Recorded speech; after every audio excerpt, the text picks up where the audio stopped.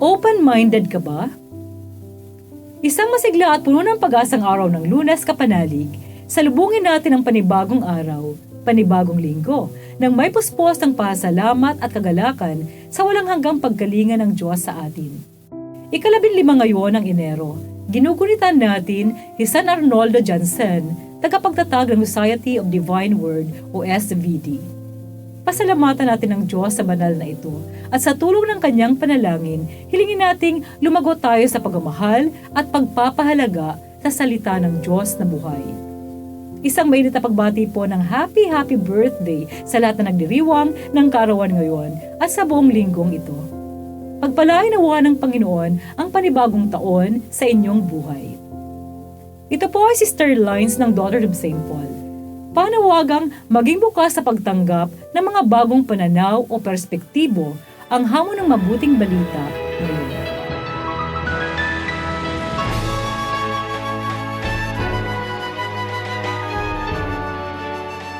Nag-aayuno ang mga alagad ni Juan at ang mga Pariseo. Kaya may lumapit kay Jesus at nagtanong, May araw ng ayuno ang mga alagad ni Juan at ang mga alagad ng mga Pariseo. At wala ba namang pag-aayuno ang iyong mga alagad? Pwede bang mag-ayuno ang mga abay sa kasalan kapag kasama pa nila ang nobyo? Darating ang panahon na kukunin sa kanila ang nobyo. Sa araw na iyon sila mag-aayuno. Walang nagtatagpi ng piraso ng bagong tela sa lumang damit. Kung gagawin mo ito, hihilahin ng tagpi ang damit. Nang bago ang luma at lalo pang lalaki ang punit. At hindi ka rin naman maglalagay ng bagong alak sa lumang sisidlan. Kung gagawin mo ito, papuputukin ng alak ang mga sisidlan at masisira ang alak, pati na ang sisidlan.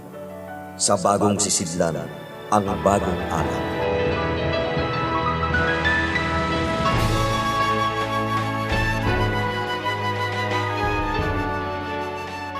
Nagsimula ang mabuting balita ngayong araw sa pagtatanong ng mga tao kay Jesus.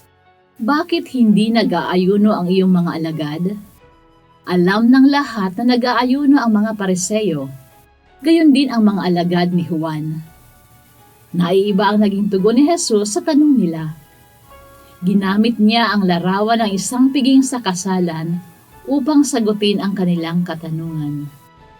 Sinabi ni Jesus sa kanila na hanggat ang ikinasal na lalaki ay nasa reception pa, ang mga panauhin ay patuloy na magdiriwang sa masayang okasyong ito.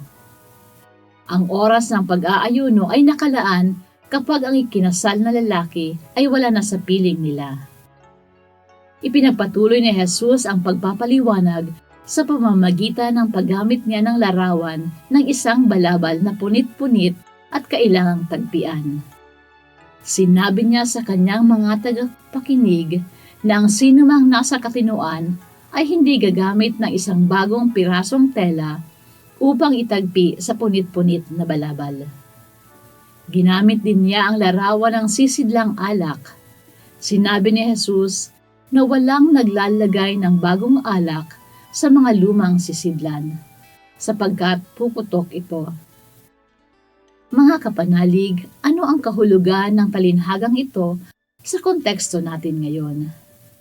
Marahil inaanyayahan tayo ng Panginoon na maging bukas ang isipan to something new. Sa halip na magpatuloy lamang tayo sa kung ano yung nakagawian na. Walang masama sa mga nakagawian na, pero subukan din nating palawakin ang ating pagtingin dahil baka tinatawag tayo sa pagbabago o alternatibong pananaw. Kadalasan ang tagumpay o kabiguan sa buhay ay nakasalalay sa ating mga pananaw. Manalangin tayo. Panginoon, pagkalooban mo po ako ng puso at isipan na handang makinig sa iyong mensahe. Idinadalangin ko po na maging isang bagong balabal, isang bagong sisidla ng alak na bukas sa iyong pagpapala upang maging buhay na saksi ng iyong paghahari dito sa lupa. Amen. Mga kapanalig, support Pauline's online ministry. Subscribe, like, and follow us on Facebook, YouTube, Instagram, Twitter, TikTok, Spotify, Google, lahat na nagme-message sa amin na humingi ng panalangin para sa iba't ibang intensyon. Asahan po ninyong kasama niyo kami sa pagdarasal na ipagkaloob ng Diyos ang inyong mga kahilingan. Ito po muli si Sister Lines ng Daughters of St. Paul na nagpapaalalang bagong taon 2024 ating ipagkatiwala sa mapagpalang kamay ng Panginoong Diyos